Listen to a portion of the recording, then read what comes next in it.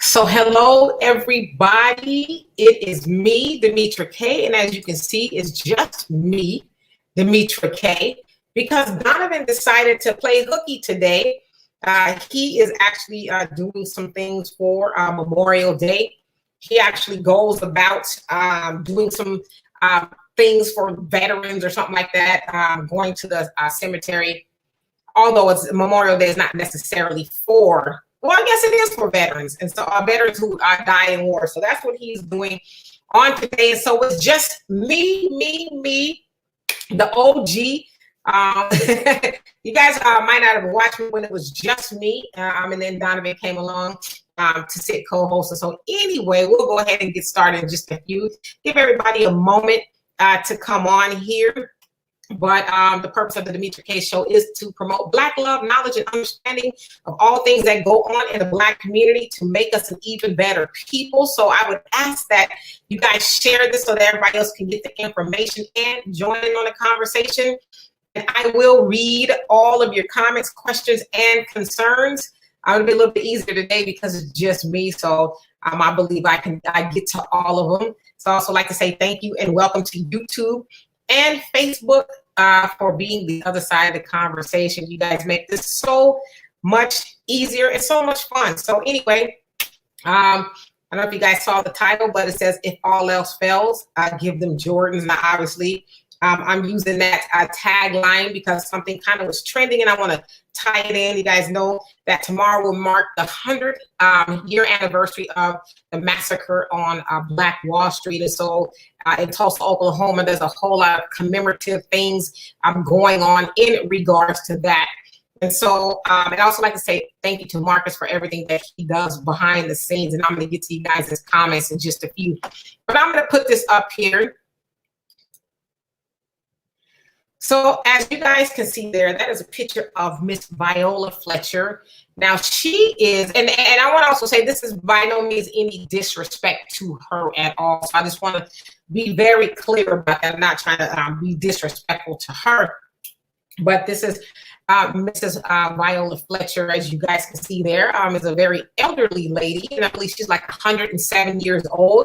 She is sitting in what appears to be a shoe store, and so she was given some Jordans by a local store owner there in Tulsa, Oklahoma. And obviously she said, hey, it's my first time, owning a pair of Jordans. And so the store owner said that, she wanted to give back and she likes doing things for different people around the community. And one of the things she wanted to do was give Miss Fletcher a pair of Jordans. All right. So why did I say if all else fails, give them Jordans?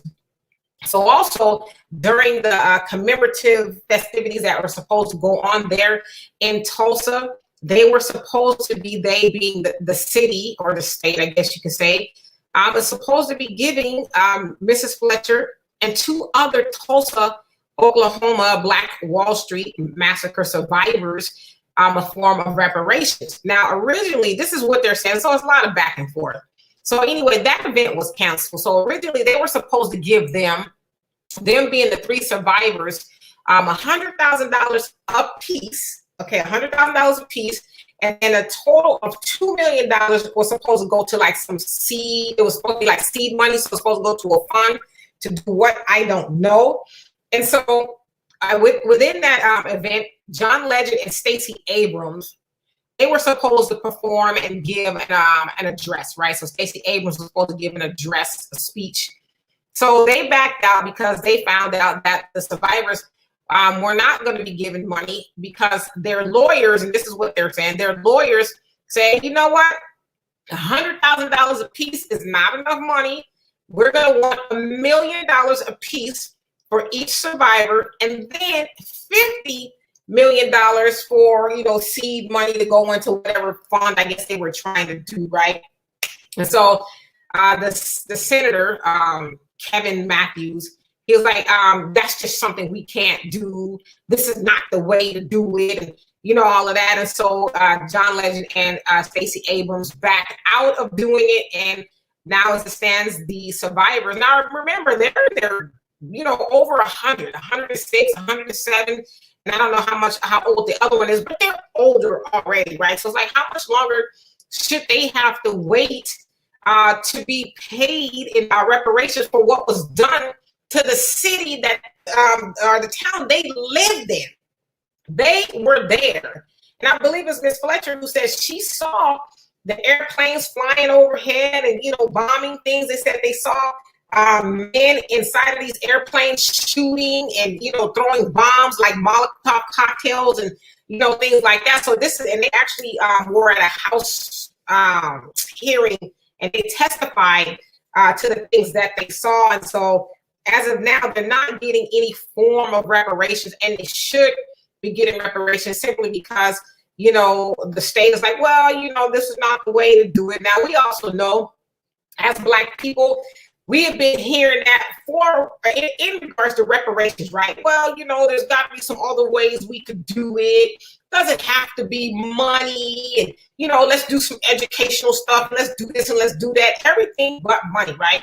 So you guys know that John Conyers, who is, no longer here, he's actually the congressman who authored the bill HR 40, which is only a study, right? So there's never really been anything concrete or promising at all to say, okay, Black people in America, ADOS, if you will, are going to be getting some form of monetary reparations. It's always just been a study. And then that is kind of loosely, well, we're going to look into it and get to it type of thing. So nothing really concrete for Black people. And so that's why I said, if all else fails, really just give them Jordans. Now I know that the person who I would hope gave her those Jordans were doing it out of the goodness of their heart. But I saw this photo trending around and I'm like, are we excited about this? I mean, she's got Jordans. It's nice to have a free pair of shoes, but I think Miss Fletcher would love to have money for what was done to her, people and the town that she lived in, right? Like Jordans, she can buy her own Jordans if they were to give her her own money, right? And so to me, this is just really more symbolism. Even like, I get it. Tomorrow will be the 100th year anniversary of the massacre on Black Wall Street. And, you see a lot of people gathering there. I guess, should gather to commemorate. But I'm like, okay, now what? You got people there, they're gathering, they're marching, and there's nothing there for Black people, really even owned by Black people. It's been taken over by white people shortly after the massacre took place. White people, bought it up. It was a land grab, and that's really what it was. You guys know, of course, the story. White people got mad and tore up that city because it was said that a Black man attacked a white woman. The same old excuse you guys hear all the time in regards to a Black man being lynched or a Black town being burned, has something to do with, Black man saying or looking at or doing something to a white woman. But they have a plaque there. There's a plaque with all of the victims of, well, most of them, right? Black Wall Street victims. And that's really it. There's nothing that Black people really can say they have there, right? And so everybody's gathered there, they're marching, and they're, I don't know, vendors are there. But it's like, what are we doing? We're always in a commemorative mode, if you will. Let's do something in remembrance of, but it's like, are we really gaining anything by doing it? Again, I'm not trying to be disrespectful to people who were murdered at the massacre of Black Wall Street. I'm not trying to do that at all, but I just trying to figure out when is we as Black people going to get past symbolism of, well, we'll give them a celebration, bring John Legend and Stacey Abrams, and they'll sing a good song and they'll give a good speech for the people. But then it's like, then what? Is anybody going to show up with a giant check, not only just for the survivors, but for Black people all over America who are ADOS? Is anybody going to? Because then that's when I will be excited, right? I'll be excited when they start writing checks for Black people due to all of the horrors that we have experienced in America. We are the only group of people that has not been compensated for what was done to our people. Everybody else has. Even to this day, everybody else is getting something except for Black people. We get celebrations. We get symbolism. On low-key level, we get Jordans. So anyway, I'm gonna get to you guys' comments, and then if you guys know of anything else you want to talk about, throw it in the comments section, and I'll be more than happy to discuss it. So let's get to it. All right, so Moni, how you doing? You said it's 6 p.m. exactly. Happy birthday, Donovan. As you see, Donovan is not here. He is off doing Donovan things, whatever the Donovan things are. He's saying a wonderful early evening to you, Demetra. Thanks for making Sunday and Fridays enjoyable. I appreciate you both. Much love, Detroit, and we appreciate you being here. Hey, Tia, what's going on with you? And GA Fit Health, he says, Black First Family, absolutely. And Mona says, today they just started making it where if you apply for your unemployment benefits in Michigan, you got to list jobs and job fairs just to get a measly $900 every 2 weeks, and then $1,800 a month. Well, in most states, I know in California, it was that way before the pandemic, and they said that they weren't asking you to do that because, you know, most people during the pandemic lost their jobs due to the pandemic and due to no fault of their own. So they weren't making people fill out the job search and all that. But maybe that's something they're doing now. I don't know. And GA Fit Health says, same here, Moni. This will be interesting in North Carolina. Well, you guys know ultimately they're trying to get rid of the unemployment compensation, or if you will, benefits, because they want people to go back to work. I mean, I was out and about yesterday, and as I was driving by places, they're like, we're hiring on the spot. Like they have these big old signs and stuff. It was some nursery, some like garden nursery. They're in Texas. They're paying $11.50 an hour if you would come and work. Let me go ahead and turn this off so we're not distracted. Hold on a second. Let me see what this says. Okay, yeah. So they're paying $11.50 an hour for people to come to work. So they need people to come back to work. I don't know if people are going, because I know here in Texas, they said, I think next month sometime, early next month, or maybe the end of this month, they're cutting off the $300 extra a week that the federal government is actually supplying for people. So it's going to get interesting, you guys. And Moni said she's a beautiful lady, but my heart breaks for her that she had to live through this, and yet very little has changed. The only difference is that they just can't come to your business, right? As you're talking about Mrs. Fletcher, you know, that was in the picture. She's 170 years old. Now look at all of the things that she's witnessed. All of the things that she's witnessed that happened to Black people in her 107 years on this planet, and still nothing. I mean, like, though, you think about it. Those people in Tulsa, Oklahoma, their land was destroyed, taken away, destroyed, burnt. You know, hundreds and hundreds of people were murdered, and they have nothing to show for it but a plaque. Those white folks stole their land and, you know, bought it for pennies on the dollar, and of course, they acquired it and is now there. So there's nothing there for Black people. I don't even know if she has really any land left. Now, I'd imagine she would have been a little girl, you know, when that happened, but still, well, she was 7 when that happened. So, I mean, like, what does she have to show for what happened to her people? Nothing. We yet they're going back and forth, well, we can't afford it. What do you mean you can't afford it? I mean, at the very least, give her and the 2 other survivors something, but $100,000? Is you serious? And let's see here. Moni also say they can't come to your business nowadays and burn it down like they did Tulsa in 1906. In Georgia, equally as well, they do gentrification and moving you out by buying up all of your property land. So that's the way they do it now, is gentrification. That's how they get Black people out of the neighborhoods now. They'll go, like I said, and, you know, buy up the property, because we won't do it. You know, a lot of times we'll move out of the neighborhood, but we won't buy it. And they go in there and buy it for cheap, dress it all up, and then raise the rent. And guess what? We can't afford it. So we end up moving out because the taxes go up, and, you know, we just, whatever reason, can't afford it. And then they, you know, whiten up the neighborhood or gentrify it. And so that's how they're doing it now. So they're not necessarily burning it down anymore. They're just buying us out, if you will. And let's see here. He says, GA Fit Health, you say, Demetra, you saw where Germany is giving Namibia $1.3 billion based off a few years of oppression.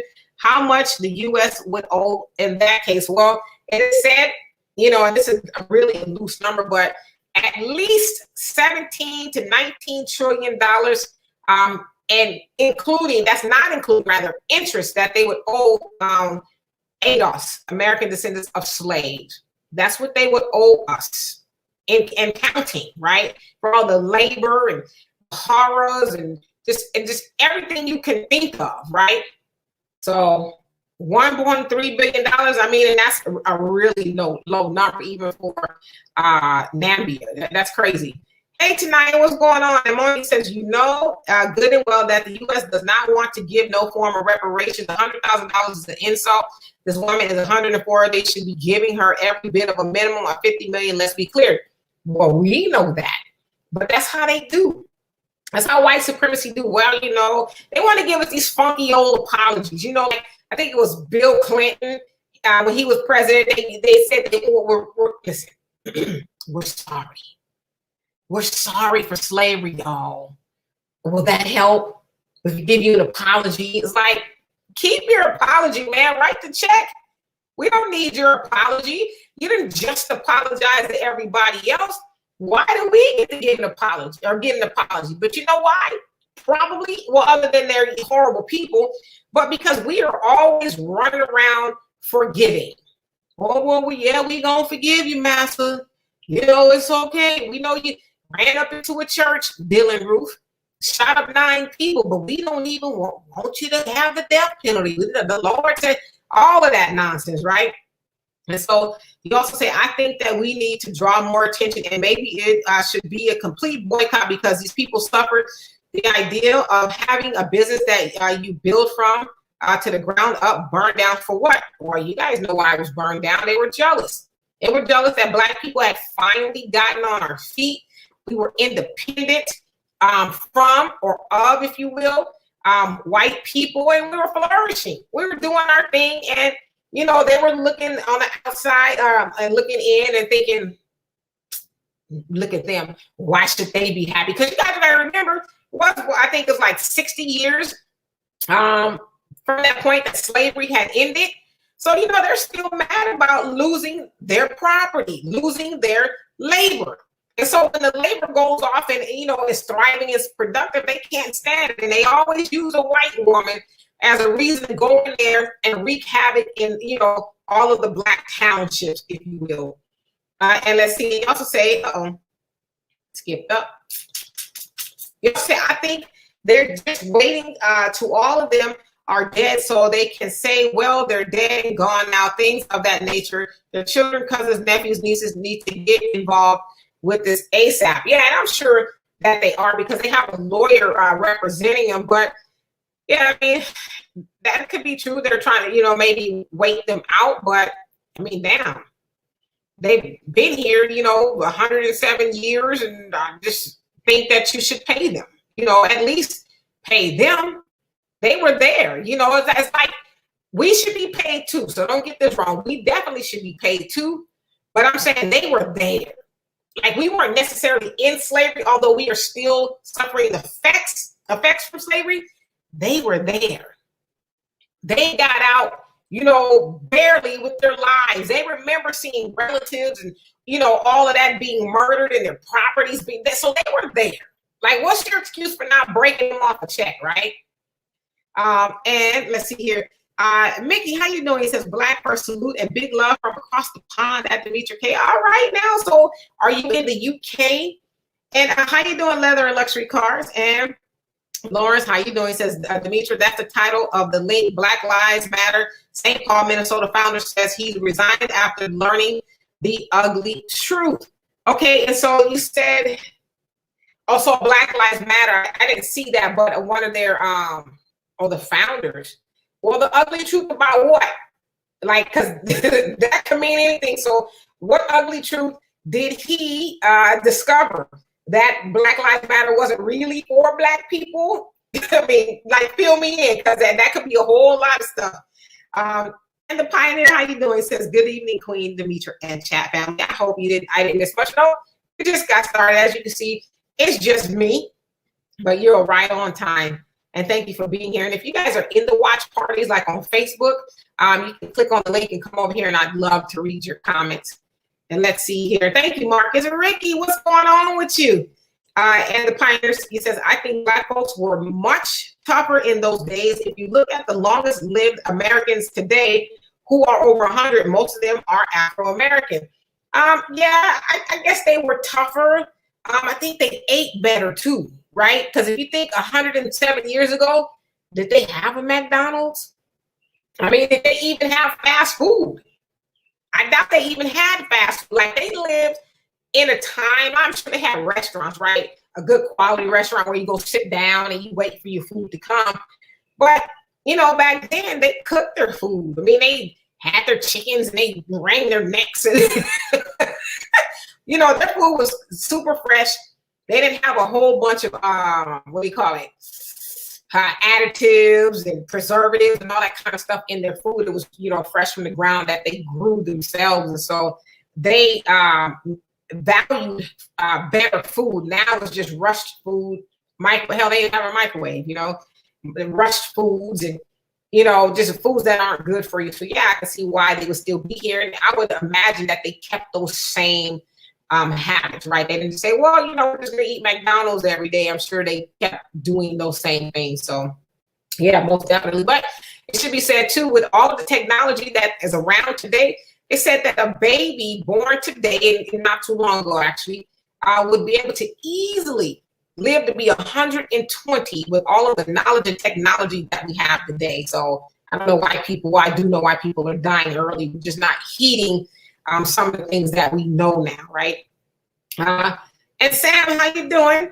And Money says it's not about getting past symbolism if you have somebody to perform that draws attention to it, but you don't need to, he says you don't need no UTCS speaking, not on what affects the Black community still today, let's be clear.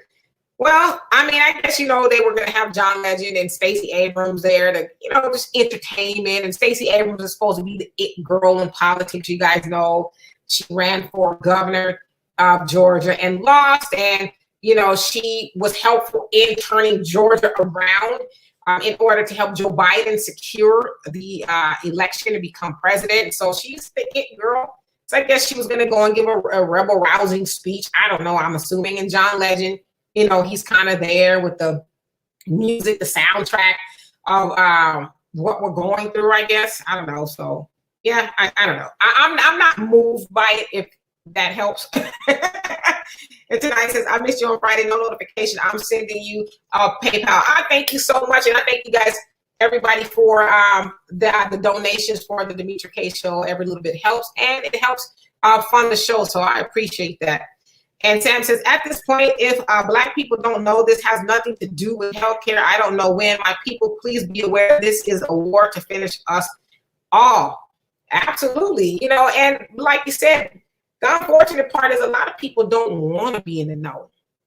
A lot of people just are happy just being oblivious to everything that's going on around us. It's like, well, you know, or if I don't see it on the news, you know, CNN or Fox or whatever news source you watch, then I just don't know about it, right? Like, I'm not going to go Google or get into some books or whatever and see things for myself. And so, yeah, people, they just don't want to know. It's unfortunate. And Mickey, you say, hashtag cut the check. Yes, cut the check, period.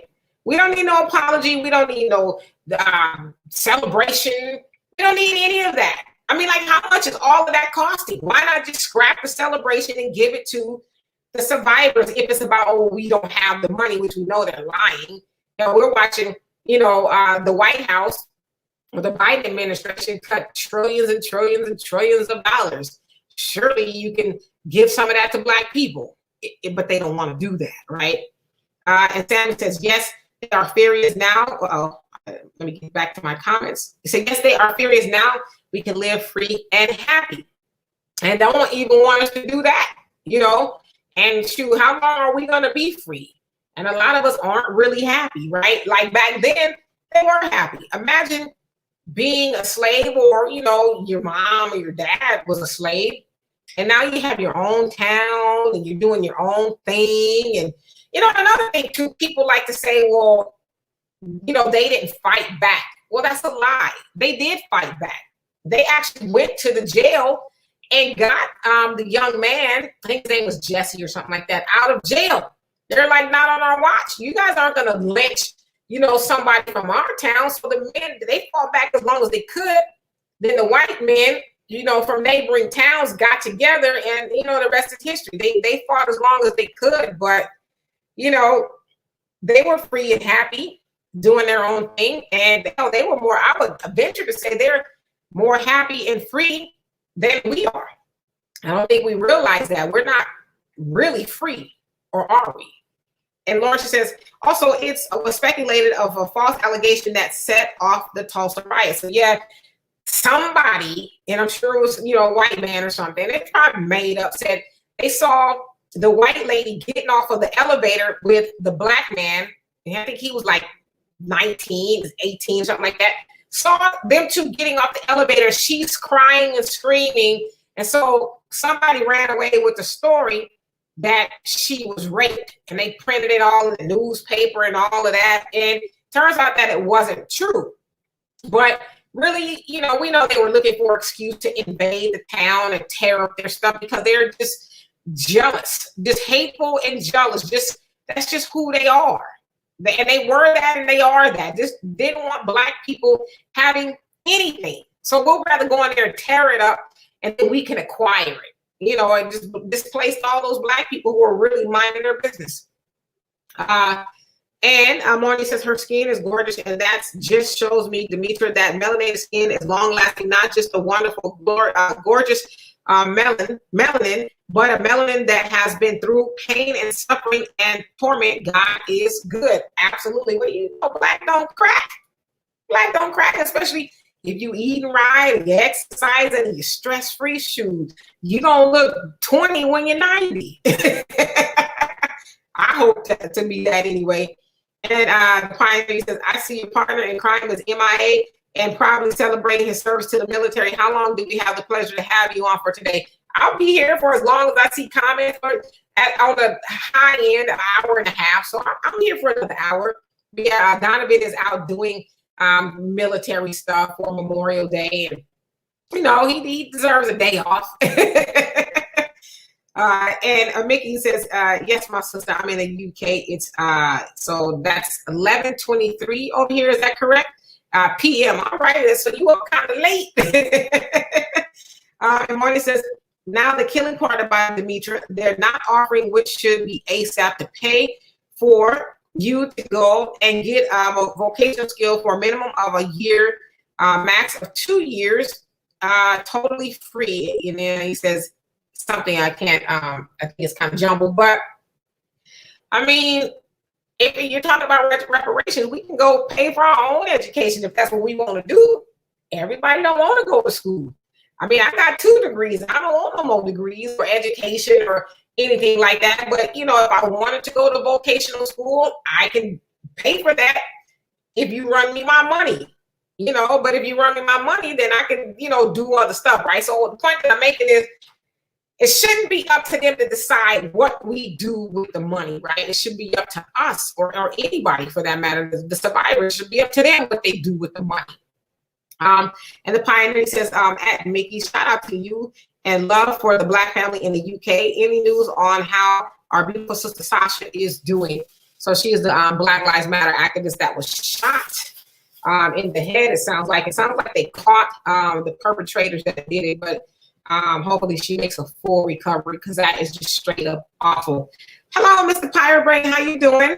And Archie, how you doing? Oh, I love you too. You like the shirt? Have you worn your shirt yet?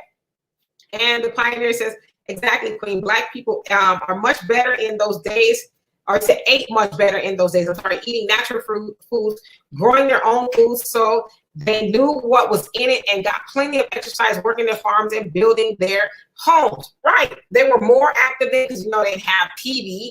I think they had a radio or something like that, but they were, productive. They're moving around, they're cultivating and, just more active. And they actually had to walk to the store. They didn't get to say, hey, Uber, I need a ride 2 miles up the street. They walked, right?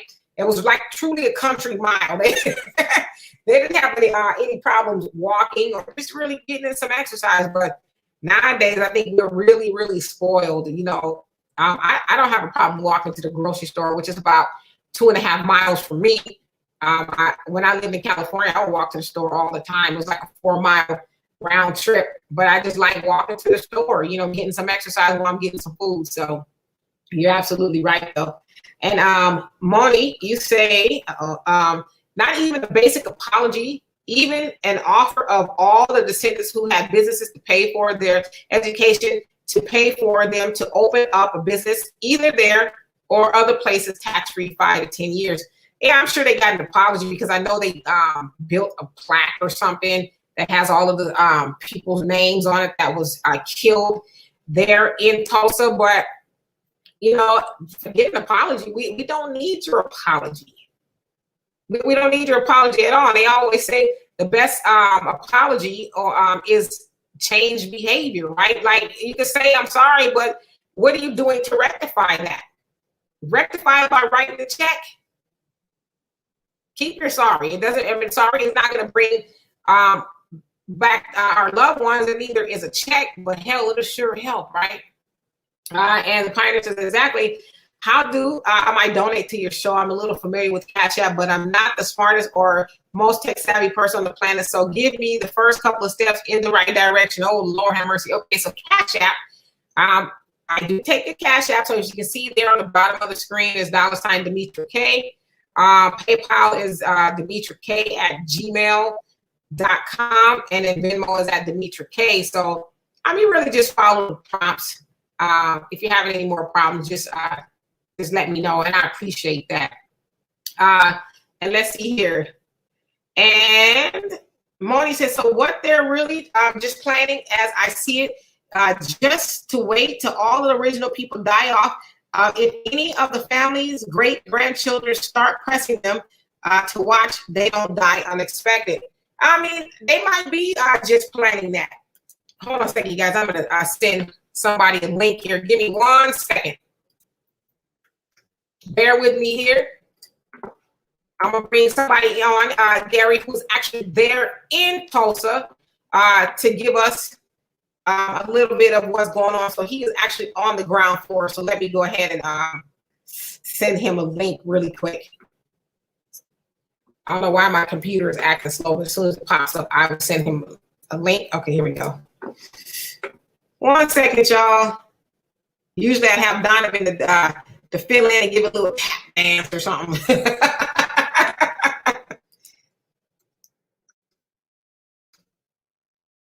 And my computer is slow. I don't know why it's going slow.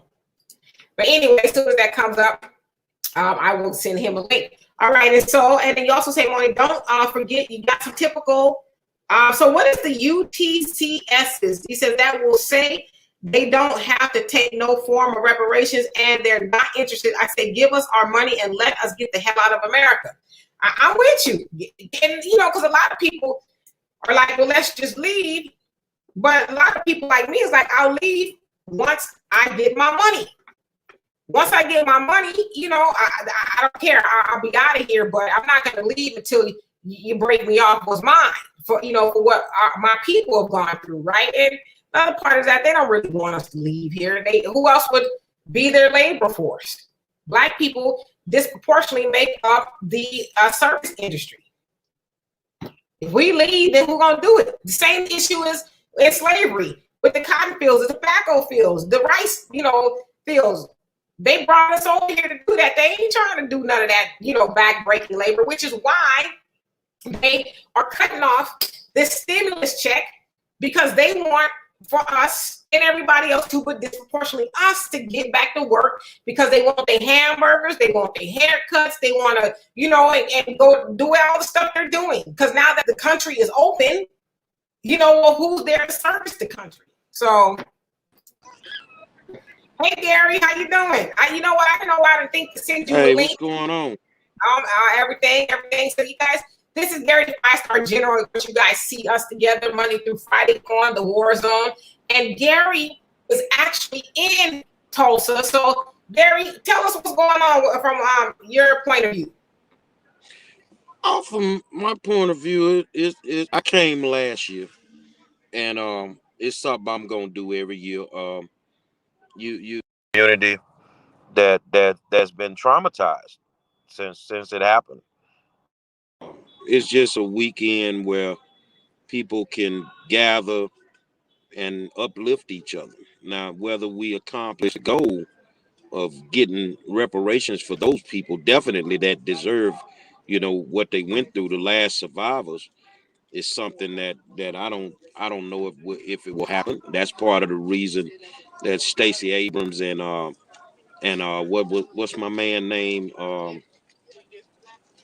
John Legend. Yeah, that's part of the reason they didn't show up. So the thing is it's a beautiful weekend, man. You can feel the ancestry part, just being here, to be around where it actually happened. It doesn't look anything like what it did then. They actually built a college, Oklahoma State at Tulsa, that just basically wiped out everything. They whitewashed it with gentrification. So it's a good weekend to be around good black people with the ideology of us uniting. But that's a totally different subject for another day. You ain't lying. So there's people who've come from all over the world. I'm assuming they kind of go and commemorate, because tomorrow will be the 100th year anniversary. So I understand there's a lot of vendors and stuff out there. Like, so what kind of stuff do you see there? Yeah, you got people from all over the world that's here, man. People. I just got a book from a teacher in HISD that's here that came from Houston. All over the world. Okay. They're from all over the world. So you get to meet a lot of good people while you're here. Yeah, that's what I heard. I know a couple of people who actually went there. So I'm gonna get to some of these comments, and Gary, you didn't jump in. I can't hear you no more. Uh-oh. You hear me? I'm gonna go out and I'm gonna come back in. I can't hear you. Okay. All right, so until he comes back in, I'm gonna get to you guys' comments. So hey, Red, what's going on? He says, why not give black people all the southern states? Well, because that's a good point, because we're already inundated, the southern states, because that's where the most black people are. Most black people are in the southern states, because you guys know, if you study history, that we migrated from the south to the north, and now we're all just going back to the south. But yeah, they ain't gonna do that, especially because Texas and a couple other states, they were trying to secede from the union, so they ain't giving us no southern states. You can believe that. And Moni says it's kind of like this unemployment with the pandemic, how these people don't want to wear masks, but you want to come back to work for minimum wage. That's a very demonic race, let's be clear, right? It's just problematic in and of itself, the whole unemployment thing, and the mandate of especially in Texas, they'll find businesses if they try to make people wear masks. So what do you do, right? And Robin, how you doing? He said, did you see the 18-year-old who won that $1 million for taking the jab? I did. I saw it on the news. I can't remember where it was, but some states are giving lottos for people going to get the jab, right? And he actually won. So, I guess whatever it takes, right? And the Pioneer says, not sure if you know Neely Fuller Jr. Yes, says, but he's in his 90s and it's from Muskogee, Oklahoma. He said, as a kid, most of the black people who lived through it didn't want to talk about the terrible event. Yeah, I did. And I'm familiar with Neely Fuller Jr. And yes, I've seen a lot of interviews where a lot of people who were survivors at that point from that town, they didn't want to talk about it. A lot of them were scared. And I saw an interview of an older black woman. I'm not sure she's still alive, but she says everybody knows that the black man and the white woman were together. They were together, but they were seen coming out of the elevator, and they screamed. She screamed because she was caught. But she says they were really together, but she turned it around like, something's happening to me. And so, but she said that was something they didn't speak of because they were afraid, right? They didn't want that to get out. So, and let's see here. And Mickey says Sasha is supposedly doing well after the surgery, but I'll know more when we get down there in the morning at the Pioneer. Salute and Black First, my brother. Okay, well, that's good that she's doing much better. Yeah, because that happened last week. And the Pioneer says it's about time we had Gary on the show. Laugh out loud. I was beginning to think you and Don may have banned him or something. Nah, never that. And Mr. Pyrebrain says they were only going to pay $150,000 to 3 survivors, which would be less after taxes and lawyer fees. Right. So that's bogus. So Gary, let me ask you this. Have you heard any stories going around about how, for instance, people knew that the black man and the white woman were together, but people didn't say anything? So are you hearing any stories like that, how people just really didn't want to talk about what happened anymore? Uh-oh.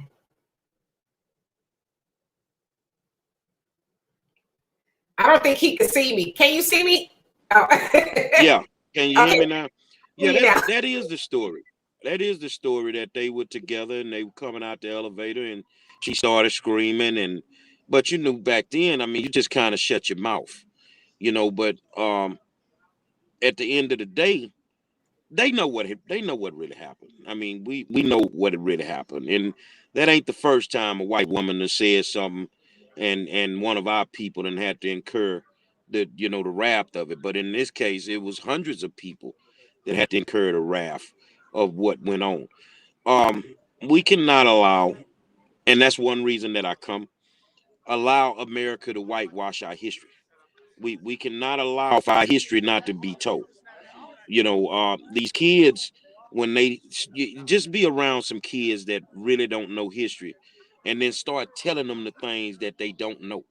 And you will see their eyes open because they're going to be like, I didn't know this.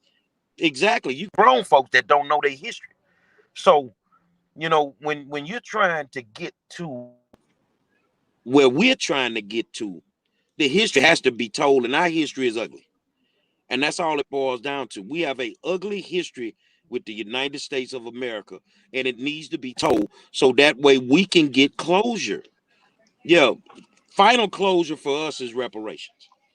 Final closure for us is reparations. But in order to get there, we're going to have to keep telling the stories of the Rosewoods.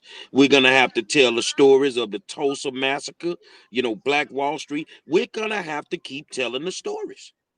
And that's all it boils down to.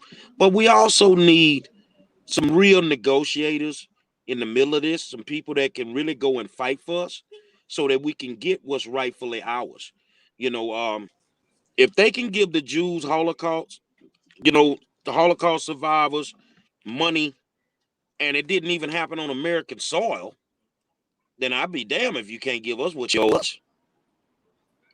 Yeah, right. And that's, like you said, we need some real negotiators, because even, the black politicians are like, well, we're just going to talk about it. Let's go ahead and get a study going. We're going to get together and you just waste your time, right? Hey, Tisha, how you doing? The Pioneer, he says, at Mickey, says, message received, my brother. And Tisha, you said, I was about to say that they act like they want us to leave, but that's a lie. Now, hell no, they ain't trying to see black people leave here. And Mickey says they need to cut the checks so the family can bounce and set up somewhere else. Now, they ain't trying to have us leave. Now, they come on. Who would do their work, right? And the Pioneer says they say nature hates a vacuum. If Afro-Americans are too busy smoking weed and fighting each other to build institutions like they did 100 years ago, then Caucasians or Asians will have to do it. And they ain't doing it. They don't have to. Asians and Caucasians are set up to where they don't depend on anybody but themselves. It's us that's dependent on everybody else to make sure we eat. Gary? The people that are denying us the right for reparations, I want y'all to listen to me. They're not very smart. The people who are saying, no, we don't want to give them reparations, they're not very smart. That's just my honest opinion. So let me break that down for you. If you watch the stimulus payments from the pandemic, What did we do with our money as soon as we got it? We spent it right back into the economy.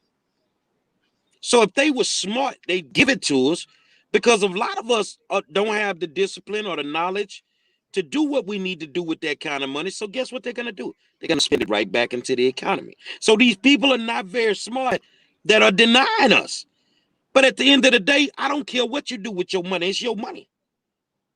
If you are entitled to it, and if all you want to do is go to the casino, that is your money. You should be able to do what you want with your money. The thing is, like last night in Texas, they battled till 6 a.m. over the voter integrity bill. And before you know it, you had the wrong negotiators in the room. So they lost the battle. So now they all over the media crying like somebody messed over them. No, you had the wrong people in the room battling for us. But you can't battle with people that you cut side deals with. Whoa, what you mean?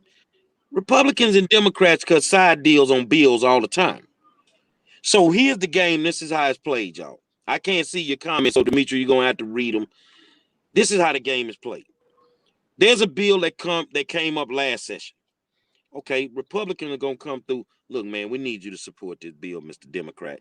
Well, man, if I support that bill, the next session, you're gonna have to show me some love on one of my bills. This is how the game is played. So guess what? We'd have to go back 3 sessions. So the Republicans had a bill they wanted 3 sessions ago. So the Democrats on the cool, they supported. Now the next session, the Democrats had a bill. They got some stuff done. Now this session, you got this big bill that comes up, right? Say it was reparations. Well, look here. You're going to have to stand down on this one, Mr. Democrat, because we can't support you because it's our turn. You have to support us. So now what the Democrats got to do, they got to throw the fight. You remember the clip of the boxer that walked in the ring and just walked out? Yeah. They gotta figure out a way to throw the fight now. So the way that they do it with us, they already know they ain't gonna get the bill passed. So what they gonna do is they gonna get out there and they gonna talk fly. They gonna act like everybody messing over them. But in the whole scheme of things, you already knew what the deal was. Yeah. You already knew it. So people need to wake up and understand that's how politics is played. Yeah, and you're absolutely right about that. And let's see here. And Moni, you say, why do they keep lying to George Floyd's family that they're going to pass a bill that they don't even want to get rid of qualified immunity for the race soldiers? Let's be clear and speak about that. So Gary, don't speak on it since you're a little bit more familiar with the whole George Floyd family and the bill. What you wanted, real or sugar coated? How about a mix? Okay, well, we're gonna mix it up a little bit. The Floyd family is playing with politics, and the politicians is playing with the Floyd family. The Floyd family got to stand in front of them cameras. You feel what I'm saying? And they got to play the game. Y'all have been played. Y'all have been paid to play the game. We didn't gave your money. Go out there. But here's the problem. The Republicans don't control anything on the federal level. So the Democrats could pass this bill and it could be done. They got all the votes. But they know they can't do that. Because you're gonna have some staunch Democrats that's like, I told you before you started this, I ain't feeling this bill. So the Floyd family, and I don't care if people get mad at me because it's what it is without going into real detail. Some of them people just using that man's name just to do what they do. But they know that bill wasn't gonna get passed in Texas, and they knew that bill wasn't gonna get passed on the national level. Absolutely. Hey, how you doing? You say I visited Black Wall Street and read more than my fair share of countless articles in the museum. I poured libation, offered, prayed, and cried. One article I read while I was there that the Oklahoma legislator outright said there will be no reparations for Black Wall Street. And there you have it. You know, he was honest, whoever it was, you know, they were honest. We're not, y'all gonna get this plaque and maybe this museum and you gonna keep it pushing, but that's all you ain't getting no money. Exactly. Yeah. But you can respect him. You can respect him more than the ones that's out there lying, acting like we close to getting it. We just gotta keep. Man, the man that told you ain't getting it. Right. So we're like, why don't we believe that, right? Hey, Stacy, how you doing?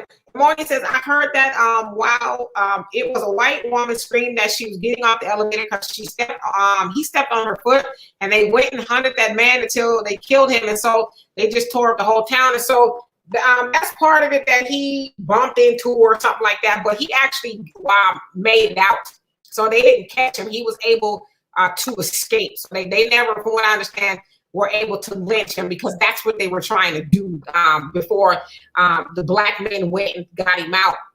And you also say, so of course, then I have Demetra. If some of these survivors can prove who own what stores and the offsprings and grandchildren and sue to get back the land that was taken from them, that could happen now. So before I understand, the land went up for sale or something like that, and you know they couldn't afford to buy it back, or it wasn't being they weren't able to buy it. It was something weird because originally the land was specifically for black people. That's how they ended up with it, because you know it was, I don't know if they were able to cultivate the land or whatever, but it was given to black people. So that's how they ended up with it, and you know the white people took it back. Bernard, how you doing? You say true. And Robin says, do they know the actual death count of black people that was killed? Some say it was 300, but others say it was way up in the 3,000s. It was probably 3,000. Gary, what have you heard? I heard it was more like 3,000. Mm-hmm. I heard it was more like 3,000. Yeah, that's what I heard too. Of course, you know, they never going to give a correct. And actually, it wasn't too long ago that they found a mass grave, right? It was, I want to say it was Oklahoma, that they found a mass grave. So, of course, they're not going to give a true accounting of what they did to black people. And Mickey says, real talk at the 5-star. And Marshawn, how you doing? Say, hey, Miss D. And Terry, what's happening? He says, went to Walmart and bought TV. So you answered Gary's question, what do we do with the stimulus? Yeah, unfortunately, and it's just apropos that, you know, it said we give 97% of all of our money away that we earn here in America as black people, which is about $1.3 trillion. But you know, they also afraid that we will wake up and we will do the right things with the money. Right, because everybody ain't going to trick off the money. Some people going to do something with it. So a lot of people going to do something with it. You know, at that point, I heard you say earlier, and that's what I asked you to send me the link. You were like, man, if you don't want to go to school, you don't got to go to school. Because all school going to do is make sure you get a high-paying job. That's what it's supposed to do. You get a good job once you get a degree. But that don't work like that no more. So, you know, if I'm getting $500,000 a month, what I need to go to school for? I just need to manage my money. Exactly. Right. But that's just how they do, though. Well, we're going to tell them how to spend the money.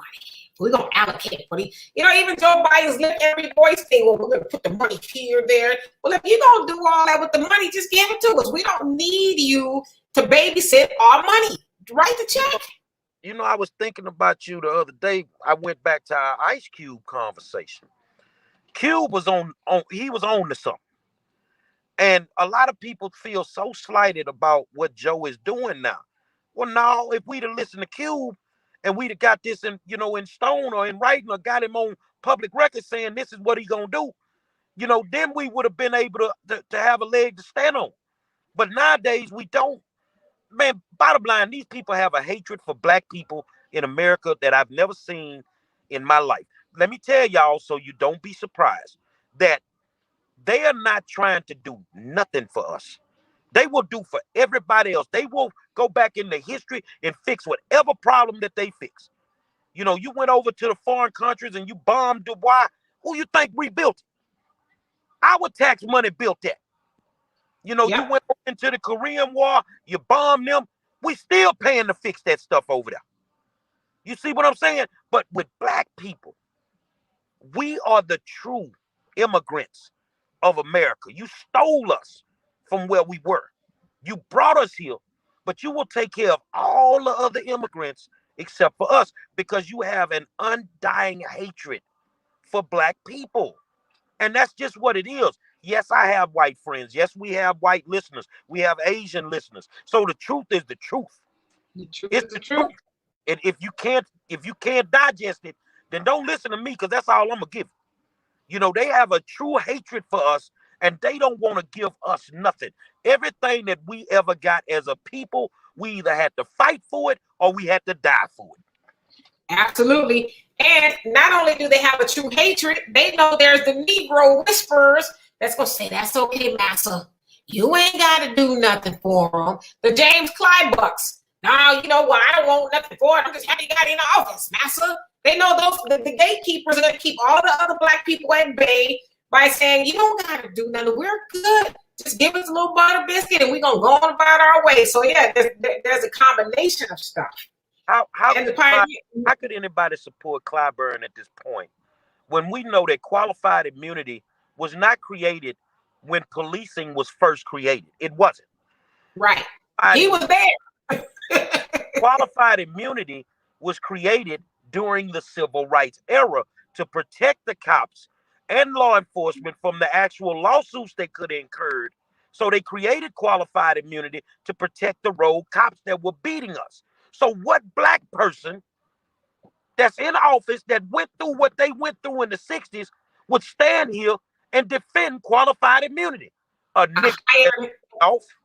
Exactly. A hired hand. And that's what James Clyde Buck is. He's a hired hand to do the bidding of white supremacy. And the pioneer says, like Gary said too, many of our young people don't know history. It wasn't just Greenwood and Rosewood, but dozens of other thriving black communities that were burned down and bulldozed to make freeways. And they're still trying to do it. I watched a documentary, and I'm still watching. It's called High on the Hog, whereas a black gentleman, he's going all over the world, and he's now in the South where they have the Gullah people. You know how they still are in unincorporated areas of, I think it's South Carolina, if I'm not mistaken. And they're trying to drive, in fact, they eminent domain a lot of their properties, and they're going to drive a 7-lane freeway through their stuff. All that history is about to be gone for a freeway. So they still doing it. Yeah, they've been doing it. I mean, my mom comes from Opelousas, Louisiana. That's where she was born at. You know, people know where that's at if you from around here. You know, right there on the other side of Lafayette. They had the same thing happen in Opelousas back in the day that happened on Black Wall Street. So, I mean, it didn't happen so many times, but they will not do anything to fix what they did to us, but they can fix it for everybody else. And that right there should show you the deep-rooted hatred that they have for black people. Yeah, you're right. And Amoni says, what I mean by apology, when you apologize publicly, you're acknowledging that you stole these people's land. The next thing is those that own land that was burned down and should be removed from them. Yes, it should be. And Big Candy said they burnt down, how you doing, by the way, if I didn't already say hello, says they burnt down black communities then, but now it's called gentrification, doing the same thing with a different name. Yep, just a different tactic. And Denard, you say wrong people in the room battling for our reparations. Yeah, I mean, and truth be told, a lot of those people aren't foundational Black Americans, as some would say, or ADOS. They're from different countries, and so they don't really have a vested interest because they're not included in getting a check over here anyway, right? And Tisha says, well, we have to find a way to not get played anymore. Well, that's going to be, you know, our unity. We you know, and Gary, to your point, they also pay other communities what they owe them or reparations, even if they don't owe it, because they know they'll be held to pay if they don't. Those people are going to organize on them if they don't, you know, write bills for them, or like the Asians now are a protected class where Black people have experienced the worst and the most horror, you know, in America. We're not a protected class, but they're a protected class now. So, because they'll organize on them. Well, I tell you, man, that everything you're saying is the truth, man. It's the truth, man. They are a protected class when they shouldn't be. They ain't got no issues. I don't feel you got the issues that we've been having. We've been being murdered and beat up for 400 some years. Y'all get kicked in the behind for what, 6 months? And now all of a sudden we need to protect you? You know, I think everybody should be protected to some degree. But I mean, when it comes to us, we just need to understand where we at, who we dealing with, and no matter who you put in office, especially, you know, black, white, whatever, we got to keep our eyes on them people. Now, one of your viewers asked, you know, how do we fix this? You got the 2022 primaries coming up. Say, man, you ain't getting no votes unless we get reparations. Well, Mr. Monroe, man, look here. Whole bunch of y'all finna lose your seats if we don't get our money, man. Yep. Conversation that need to be had. You see what I'm saying? And then in 24, Joe, you ain't got a shot in hell of going back in the office. You know, then you'll be voting again for Senate and Congress. You know what I'm saying? None of y'all going back in the office unless we get our money. Now, this is how I got to go down. Since we don't trust you, won't you go on up in there and get our money now? And then we our vote on election day. But if we don't get our change now, it's going to be some changes in this election process. That's how you get your money, man. Yep, because Congress is the one that makes all the rules. So yeah, remove some of them, and then they'll start saying, "Okay, yeah, black people ain't playing around this time." Okay. And always says there. We have to agree to go through hell to get to heaven. So what I mean by that is, it would only take us 2 years. Yeah. Let's unseat some of these people. Let's show them, okay, since you couldn't do it. So in 2 years, we're going to come back to the table. They're going to be begging you for your vote. They're going to be, let's go through hell to get to heaven. Imagine if we would have did it this last time. We could have wrote our own ticket, but we didn't want to do it overall. We just didn't want to do it. And you said there is not one Democrat or Republican that wants reparations for us. The George Floyd bill has no real substance. Absolutely not. And Robin, you're saying the Floyd family is being suckered. There, I said it. Denari said, salute Sister DK and 5-star General. Thank you. And Mr. Research, how you doing? And the Pioneer says, I heard much of the land was granted to Afro-Americans by Native Americans who owned it as some sort of gift. And later on, after we built it up, they also found oil on it too. Yep, that's exactly right. And Money says, even George Floyd deserves his bill passed, but because it removes qualified immunity, they don't want to pass it. So they don't want to do it. No way, but it's wrong to lie to George Floyd's daughter. You know what? Yeah, it's wrong to lie to her, but you know, hopefully they put her money away because she is his, next of kin. So, she's got millions of dollars when she turns 18, I would think, but they're lying to his daughter is the least of our concerns. Hell, they didn't lie to everybody. So, I mean, his daughter is really no different, right? Well, George is who George is. We saw it happen. We know what went on. But I'm going to say this here because, and a lot of people, like when they had the spoof in, the barbershop where, Cedric said, F Rosa Parks.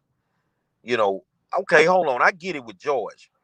But there were things that happened before George where qualified immunity should have been dealt with. You see what I'm saying? We talking about Tamir Rice. We talking about Ahmaud Arbery. Rodney King. Yeah, we talking about Botham Jean. We talking about Sandra Bland. This should have been done. It should have been done. But because we had the wrong negotiators in the room, because we had a window of opportunity with George where we had our foot on their necks and we took our foot off. Man, do you understand how nice and giving these people was when these youngsters was running around here burning up everything? Say, man, those people would have gave anything, man. The pandemic didn't hit them. And now you got these folk running around here burning up everything. We had it. But we let it go because they knew the blueprint with us. Man, them niggas gonna be screaming for about two, 3 months. They be all right. They be all right. And we let them hijack it. Remember Portland? Hell, white folks took that over. They was like, we got it from here, Negroes. Thank you. And that's a big problem that a lot of people don't realize. This is a black issue. We have black issues. The way you devalue the fight for black issues is you allow white people to stand in the front of the black issue. You devalue the fight. And they're not gonna fight as diligent and as hard as us because they just get to see this. They don't experience it. You see what I'm saying? They don't experience what we go through. You know, and I get it, and I like it. I mean, that you can stop them from dropping napalm on the riders. You know, they ain't gonna kill a bunch of them to kill us. You know, but at the end of the day, we need to understand the way the game is played. And to make sure that y'all understand, ain't no politicians playing the Floyd family.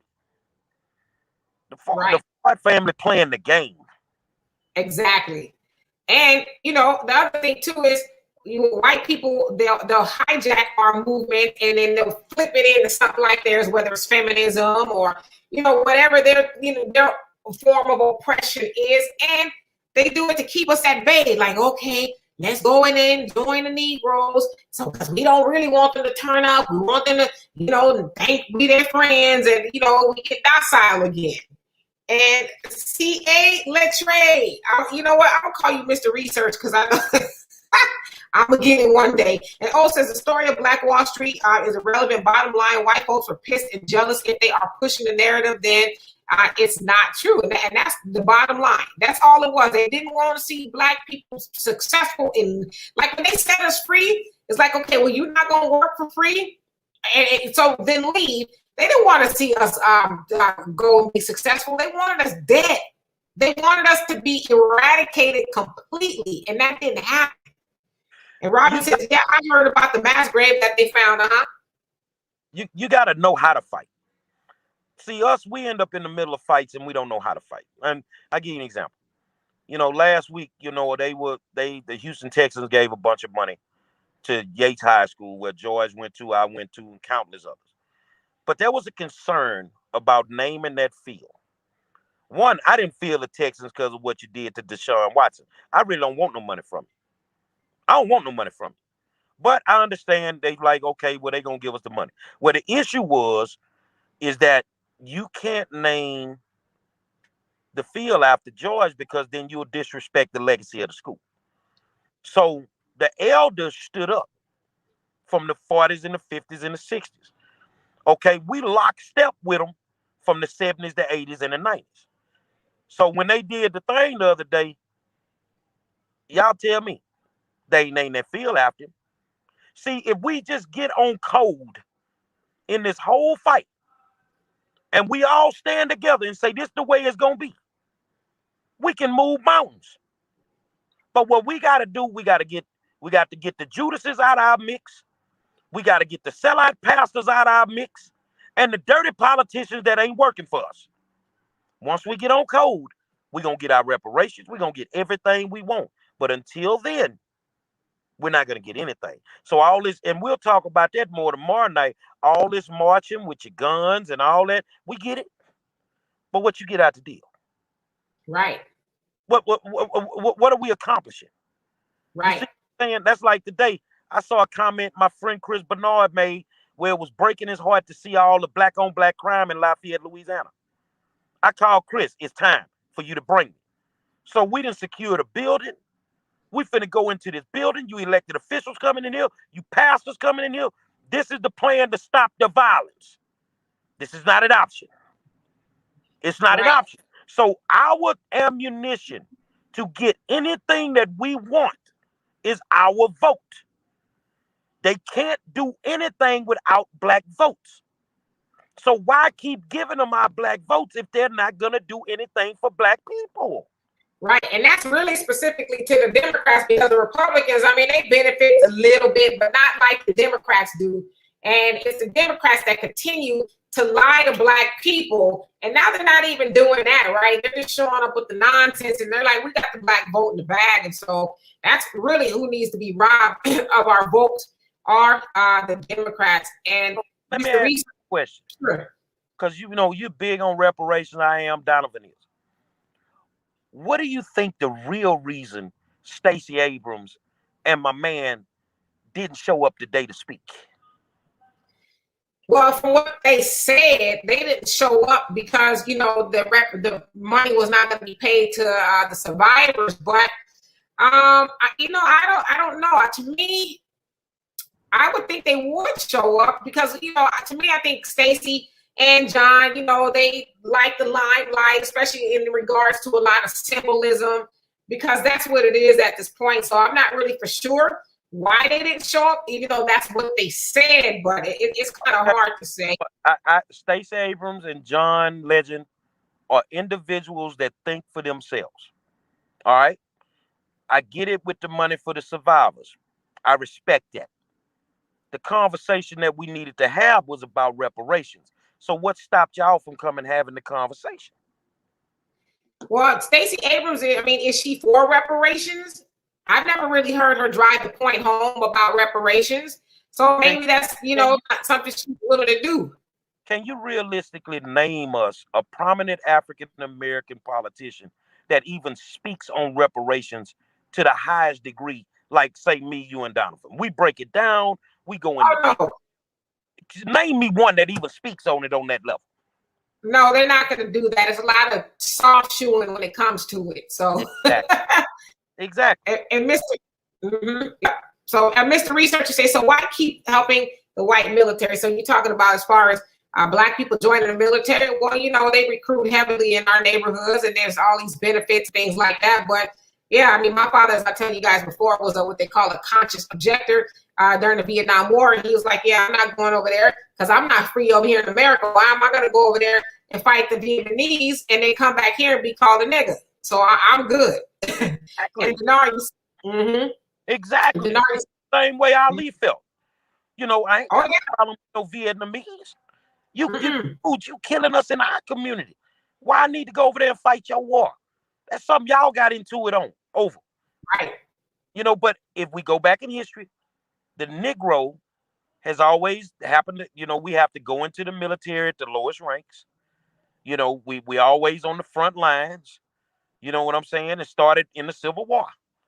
And even in the Civil War, it is what it is, man. We still didn't get no respect after they went and did that for them. Let me read this. Mm-hmm.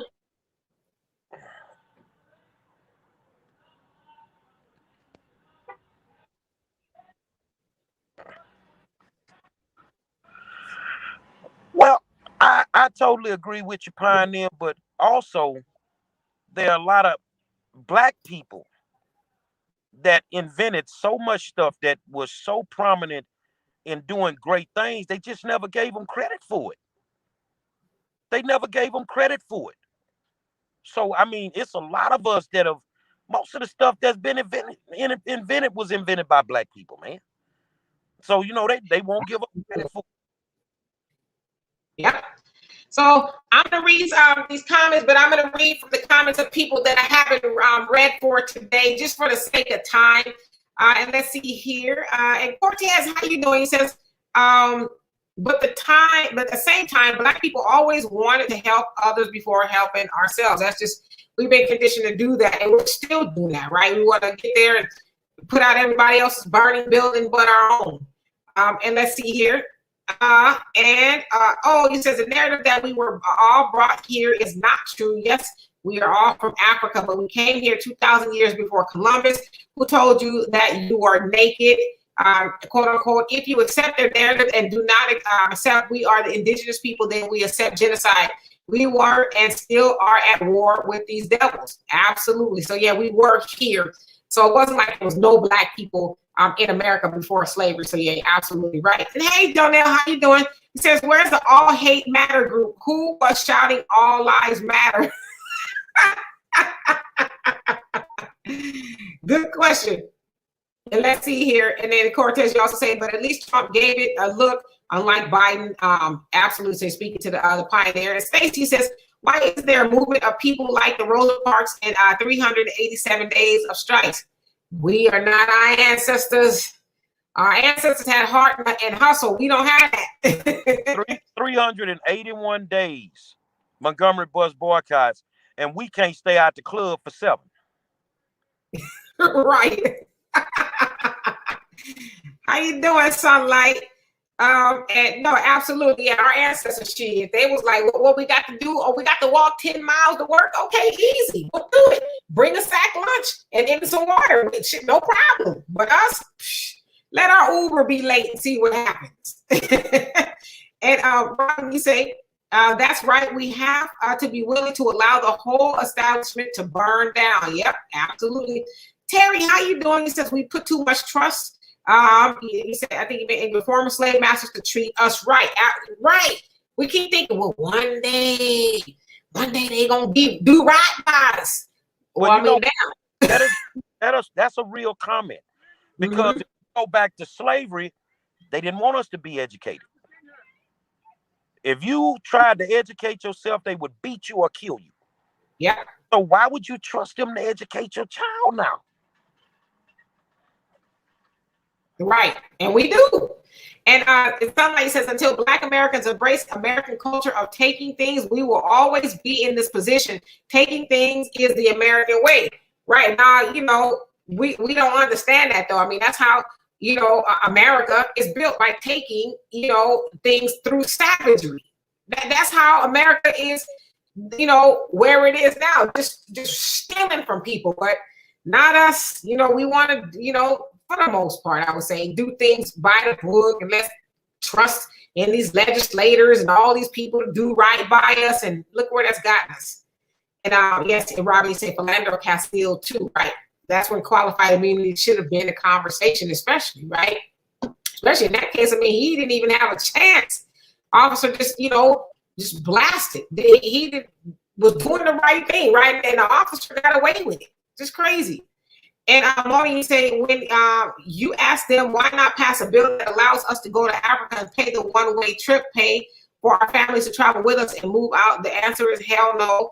But why? Well, you already know why. Who's going to do all this good-ass labor that they got going on? And Oli says, on code, exactly. And let's see here. Trying to get to some of these other comments. And economics was the purpose of the illusion of integration, as it still remains to be. The illusion of inclusion, separation, and Black unity is feared, especially Black economic unity. We are a nation within a nation, yet we are programmed to practice disunity. We do it every day. And, you know, one thing that I saw, I was, you know, Saturdays are kind of wind down and don't do a whole lot, but I was on YouTube and I saw, I hate to even bring up their names, but Tommy Sotomayor, he's beefing with Kevin Samuels, and then somehow Kwame got pulled into the nonsense, and they fighting over who put who on and who told who about the game. And I'm like, at the end of the day, these Negroes are fighting, not Kwame, but Tommy and Kevin. They're fighting over who has the best platform to hate Black women. I'm like, this is real life right here. They're mad at each other because one is getting more recognition for hating Black women. Just crazy. But that just goes to your point about disunity. Like, we will fight over everything. I don't care what it is. It could be the last piece of chicken. We're going to find a way to get up on Facebook and fight about it.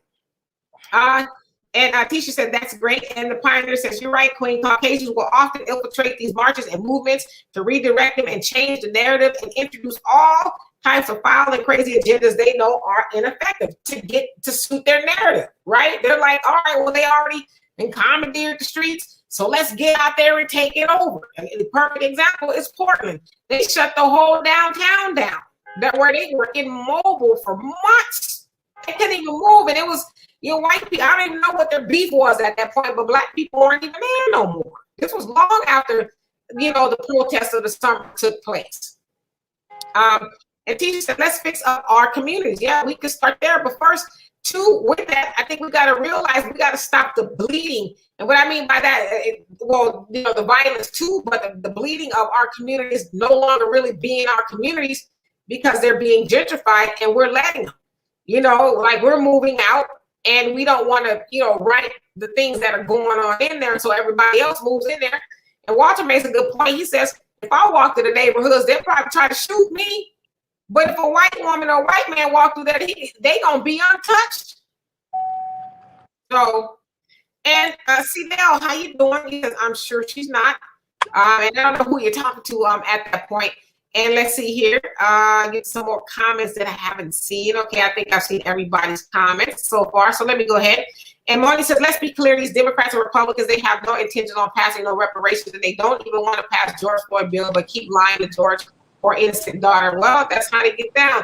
And he says, Brule La Madison Cooper led Tet translation. Okay, now burn the house down, chop off the head. Yes, indeed. It's necessary. And Robin says, we've been marching and protesting since MLK. What's changed? We're doing the same thing, expecting different results. And Jonelle says, thinking and practicing individualism as, let me see here. There we go. Says, thinking and practicing individualism as program is why the black vote is degraded and played with symbolism with zero substance. Black people lack unity, therefore black people lack economic empowerment. Right. You got to have unity if you're going to build up an economy. And without that, I mean, what do we have really? You know, just a bunch of symbolism. And Robin says, why would they pass George Floyd bill, get passed when the Emmett Till bill has not been passed? We still don't have an anti-lynching bill for us. Nope, it's all symbolism. Just keep dangling the carrot in front of the Negroes and making them think that they'll get something. They'll be okay with that. They always have been. So why should anything be different, right? And Cortez says, right at Robin Cooper. And Moni says, the gentleman is correct. I just don't like the fact that why lie to George's daughter while I'm going to still keep saying that politics are not, if you're not going to do it, say so, boycott them all ASAP. Well, we don't even necessarily have to boycott as much as if we would just unify, as Jonelle was saying, unify and pool our money together and start making some collective change. That's the best way to boycott. And as Dr. Claude Anderson says, he says, we are excellent at boycotting. We boycott our own businesses every day, but we also give all of our money away to everybody else. So we need to do a reverse boycott and actually start pooling our money together and start practicing group economics, right? You know something that people, first of all, the George Floyd Act is not going to fix, it's not going to fix Black America. That's just not going to fix Black America. I think that we need to understand that J. Edgar Hoover said it best. America's biggest threat is Negro unity. Yep. That's the biggest threat to America, because once we unify, me and my commander from the Central Region, Brother Boumani from the New Black Panther Party, we were talking because I was riding in a support car yesterday. And he said, man, do you know that if we could get these youngsters on code with us like this, I say game over. Game over. They would be so afraid with Negro unity, they'd fix every problem. So it's not the economic side of it, you know, the George Floyd Act. If Black people unify, that is America's biggest threat, just like J. Edgar Hoover said. Yep. And we just continue to not be unified. And Cortez says they didn't want you to be educated, but they would educate you with that Bible, though, right? And most Black people tell you what the Bible says. Well, you know, when the Bible is like this, well, what else are you supposed to learn other than what? And then the slave masters, they didn't give us the whole Bible. They gave us some of the Bible, the part that says obey your master and wait for heaven later. That's the part that we run around talking about. Wait on God, but we don't talk about, you know, the eye for an eye stuff. You know, they ain't teach us that. Well, do they bring up the Bible when they out there with the mass shootings? You don't hear them talk about no Bible.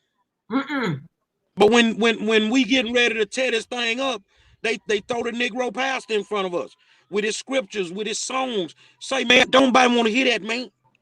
See, we got to get these folks out of our midst, man. These people are not working for us. And I mean, I'm not going to pick on the dude, but Bishop James Dixon out of Houston over the NAACP. But he's also a bishop of one of the biggest churches in the city. Who has anointed him as the new Martin Luther King of Houston?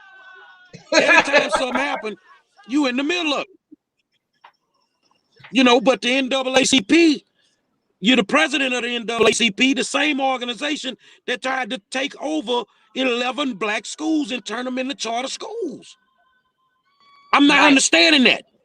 See, we worrying about the actual devil. when we got devils in the midst? Well, the church, they're paid to keep black people docile because they know we don't listen to anybody. We don't listen to the church. So they send the pass out there, just like they did on the plantation. Keep them, docile. Tell them to obey massa. It's the same thing. They go out there and tell them to obey massa. Act like you doing some activism, but you're really not. You're just feeding them hope that things gonna change. If we just pray long enough, then we gonna see a change. And that's how he ended up being the new self-appointed Martin Luther King. Well, here's a question, because Dr. King had a dream. I had some dreams when I was a kid, and they didn't came true. So how long it take for these dreams to come true? How long does it take for God to come back and save us? If that Bible is so correct, where is he? I don't see him. I don't feel him. I know there's a higher power, so I report to the higher power. But when you trying to program me with your Bible, which I call the slave manual, I don't subscribe to the slave manual. So there's nothing you can tell me out the Bible that's going to make sense to me when I see my brother laying on the ground and the man got his knee on his neck. Ain't wasn't nothing biblical about that. Right. And the other point too is, and the pioneer said, sis, don't forget to announce the cutoff time for us to stop commenting, so y'all won't be here all night. So I'm gonna be here about another 5 minutes if that helps. But like we keep waiting on God, and I always say maybe God is waiting on us. We're the only group of people that's gonna wait on God, right? Well, we gonna wait. And I'm not saying you just, because it does say if you read the Bible, don't be anxious for anything. But it's like, how long are we gonna wait? And I'm sure in George's mind, he called out to God, and Gary, to your point, I always wondered that too. Were the slaves praying to the same God as the slave master? If so, why didn't he answer the slaves and he answered the slave masters? Man, when it come down to that, we got to believe in what we believe in. And I just don't believe that it takes 400 years for somebody to fix a problem that they created. And if they created the problem and it works for them to the highest degree, why would they want to fix it? Right. They have us oppressed. The oppressor is not going to change the rules of engagement for itself. They're not going to change that to benefit us. It benefits them. And Honorable Elijah Muhammad spoke about that message to the black man in America. He says, why would the slave master give you equality with him? Then that would remove the slave and master dynamics if he made you equal to him. So he ain't going to give you that. That's something you got to take. That's by doing it yourself. And Jonelle, you say, as the Honorable Minister. There's always. No, go ahead. No, go ahead. Oh, I was just going to read Jonelle's comments. Reparations to me is the whip. Why would the slave master give us the whip? Because if we get money, we beat shit out of them now. You see what I'm saying? We can win the game. They're not going to give us the whip, man. They're going to keep doing what they've been doing. And throughout the fight, because I want to make sure I say this right, there's always been some good white people that have been on our side. But it's not enough of them to combat the real devils. Right, and that goes in line with that. Well, there's some good police officers, but it's not enough. So, and Jonelle, you say, as the Honorable Minister Farrakhan said, Rodney King was beat an inch from within his life, and said, can we all get along? Yes, we all can get along as long as getting along is on their terms. But if we got some terms to getting along, then you see a beast come out, quote unquote. And as the minister stated, this is our current condition. Our black unity is what must be established. Absolutely. And paid in full, how you doing? He says, what's the point of saying no justice, no peace for 2 weeks in quiet? Power respects power, not weakness. Yep. Gary? You know what black unity is? Black unity was yesterday. When you had Panther fractions, gun clubs from all over the country, black nationalist groups push aside all their differences for one day. And we just show up. We unified. See, that wasn't no one group. That was 30, 40 groups. And some of them can't stand each other. But on this day, we squashing the beef. That's what we got to do as a people. If we did that as a people, we could get some things moving, man. Absolutely. And Quentin, how you doing? And let's see here. I'm gonna wrap it up. I'm gonna get to the people I haven't read yet. And Harold, how you doing? Black first, yes indeed. And One Who Cares says, exactly, sir. Speaking to you, Gary. And let's see here. I think that, hey, Chocolate Girl, how you doing? And let's see here. So I'm gonna see what other comments do we have here. And Robin says we have to do away with political and religious doctrines. Neither one is helping us. That's absolutely correct.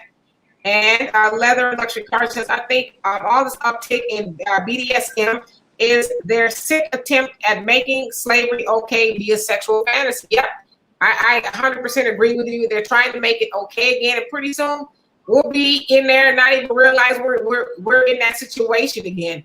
And so, anyway, you guys, that is it. Before I give it to Gary for the final comment, I just want to say thank y'all so much for being here. I'm sorry I couldn't read all of your comments, but you know, everybody got something to say. How you doing, Black Ricardo? You say 100.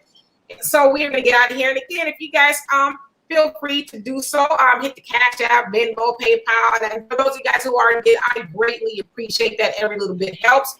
And so, Gary, what say you before we get out of here? Well, I appreciate you bringing me on, and you know, giving me an opportunity to speak. And you know, we'll talk about this some more tomorrow night.